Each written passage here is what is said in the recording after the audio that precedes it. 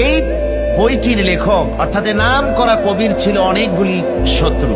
একদিন তার প্রাণের শত্রু তাকে ঘিরে ফেলেছে মরুভূমির ভেতরে, বলছে তারা দুজন ছিল সংখ্যায়, বলল যে তোমাকে আমরা হত্যা করব।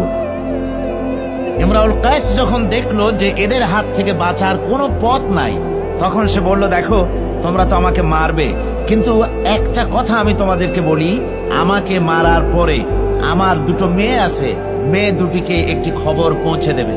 কি খবর? বলে আমাকে মৃত্যু মারার পর আমার বাড়ি গিয়ে মেয়ে দুটিকে গিয়ে বলবে ইয়া বানাতি ইমরাউল কায়েস ইন্না আবাকুমা, বাস এই কথাটুকুন বলে দেবে।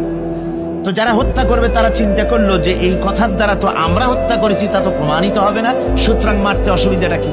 তারা মেরে ফেললো। মারার পরে মরুভূমির ভিতরে তাকে গেড়ে দিয়ে এরপরে এই দুইজন লোক ওয়াদা পালন করার জন্য ইমরাউল কায়েসের বাড়ি গেছে।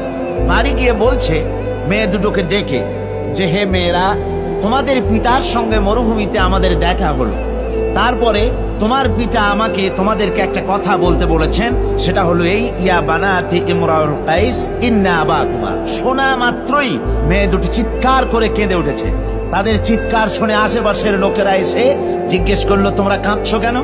কয় যে এই দুটি লোক আমার পিতাকে হত্যা করেছে। কয় কি করে বুঝলে? কয় এই যে এদের কাছে আমার আব্বা একটা খবর পাঠাইছেন, খবরটা হলো ইয়া বানাতি ইমরাউল কায়েস ইন্না আবাকুমা। ওরা বলছে এতে ওরা হত্যা করেছে, তা কি করে বোঝা গেল? এর অর্থ তো হচ্ছে যে হে ইমরাউল কায়েসের মেয়েরা, নিশ্চয়ই তোমার পিতা, তো নিশ্চয়ই তোমার পিতা কি খায় না ঘুমায় না বিদেশে গেছে, কি করে বোঝা গেল যে সে নিহত হয়েছে?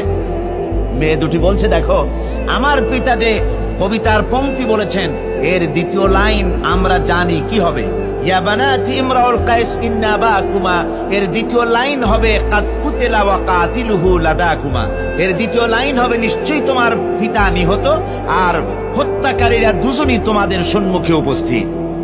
এখন আপনারা চিন্তা করেন যে মহিলারা পর্যন্ত সেই যুগে কতখানি বুদ্ধিমতী, কতখানি তারা বুৎপত্তি সম্পন্না ছিল সেই যুগের মহিলারা পর্যন্ত, পুরুষ তো দূরের কথা।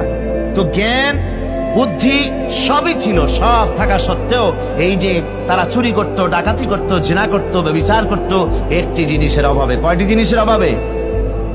সেই জিনিসটা হচ্ছে ওদের কাছে ওহির জ্ঞান ছিল না।